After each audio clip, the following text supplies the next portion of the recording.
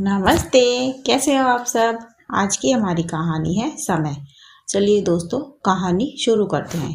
छोटी सुन, आज दिन में तुम मेरे यहाँ आ सकती हो क्या? वो क्या है ना, मेरी कुछ फ्रेंड्स आ रही है चाय नाश्ते पर, तो तुम्हारी थोड़ी मदद चाहिए। सुजाता ने अपनी देवरानी निधि को फोन पर पूछा। जी दीदी, आ जाऊंगी, बच्चे स्कूल से आ जाए फिर आती हूँ, निधि ने कहा।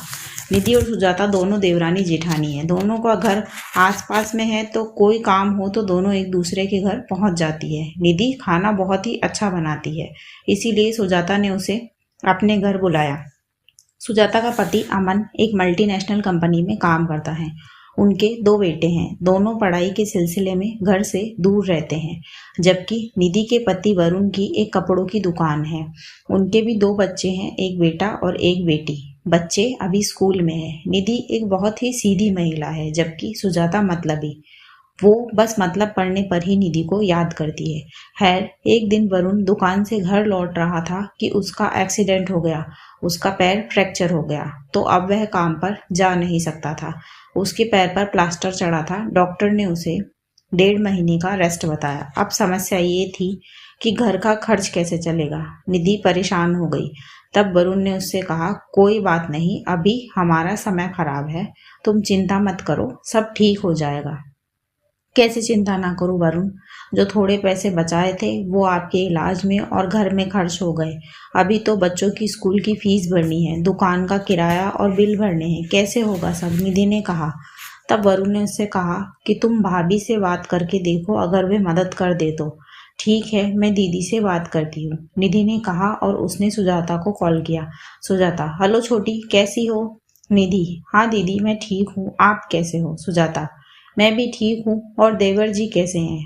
निधि, वरुण भी ठीक है दीदी, आपसे एक काम था इसीलिए फोन किया। सुजाता, हाँ बोल छोटी, क्या काम है? निधि, दीदी आप तो जानती हो वरुण अभी काम पर जा नहीं रहे हैं, तो घर में थोड़ी परेशानी है, बच्चों की स्कूल की फीस और बिल भरने हैं, आप थोड़ी मदद कर दे तो। सुजाता, देखो छोटी, मैं तुम्हें पैसे नहीं दे सकती। देवर जी पता नहीं कब ठीक होंगे, कब तुम पैसे वापस करोगी, और तुम्हें थोड़े पैसे बचा कर रखने चाहिए थे, ताकि तुम्हें किसी के आगे हाथ नहीं फैलाना पड़ता। और फिर सुजाता ने फोन रख दिया। वरुण ने भी सब सुना। निधि की आंखों से आंसू आ गए। फिर निधि ने कहा, ठीक ही तो कह रही थी दीदी, वरुण हमें थोड़े पैसे बचाने चाहिए थे। निधि को उस पूरी रात नींद नहीं आई। वो बस यही सोचती रही कि कैसे वो सब ठीक करे। फिर अगले दिन उसने अपनी कुछ गोल्ड की ज्वेलरी बेची, और जो पैसे मिले उससे निधि ने पहले बच्चों की फीस भरी और बाकी का काम निपटाया। फिर बाकी के पैसों से उसने घर से ही टिफिन सेंटर शुरू किया। दरअसल उसकी सोसाइटी में काफ़ी सारे बच्चे रहते थे, जो ज़्यादातर बाहर ही खाना खाते थे। निधि ने उन सब से बात की और सब मान गए। निधि ने घर से ही सबको खाना देना चालू किया, और कुछ ही दिनों में उसके पास और बच्चे आने लगे। देखते ही देखते उसका टिफिन सेंटर काफ़ी चलने लगा। वरुण भी ठीक होकर अब काम पर जाने लगा। सब कुछ पहले से भी बेहतर हो गया। फिर एक दिन सुजाता निधि के घर आई और निधि से बोली, छोटी, कल मेरे बेटे का जन्मदिन है, हमेशा तो वह घर पर होते ही नहीं है, इस बार घर पर है तो हमने छोटी सी पार्टी रखी है, इसीलिए तुम्हारी मदद चाहिए होगी खाना वाना बनाने में। तब निधि बोली, दीदी सॉरी, पर मैं आपकी मदद नहीं कर सकती। हाँ, अगर आप मुझे खाना बनाने का ऑर्डर देने आई है तो बात अलग है। फिर सरिता ने कहा, अरे छोटी, ऑर्डर क्यों दूंगी मैं तुम्हें? मेरा बेटा क्या तुम्हारा कुछ नहीं? और फिर परिवार तो होता ही एक दूसरे की मदद करने को है। तब निधि ने कहा, परिवार?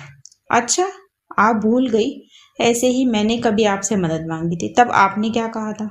तब मुझे भी मेरे बच्चों की फीस भरनी थी, तब मेरा समय खराब था, आपने मुझे आईना दिखा दिया। अब अगर आपको मुझसे खाना बनवाना है तो मैं पर पर्सन 200 रुपये चार्ज करूंगी, अगर आपको ठीक लगे तो बता दीजिए। सरिता ने शर्म से नजरें झुका ली और वहां से चली गई। दोस्तों, किसी के भी बुरे वक्त का मजाक नहीं उड़ाना चाहिए। इसी मैसेज के साथ कहानी खत्म होती है। कहानी आपको कैसे लगी मुझे कमेंट बॉक्स में ज़रूर बताएं। ऐसी ही और कहानियाँ सुनने के लिए मेरे चैनल KNY के हिंदी कहानियाँ को सब्सक्राइब जरूर करें। थैंक यू सो मच दोस्तों, थैंक्स फॉर वॉचिंग।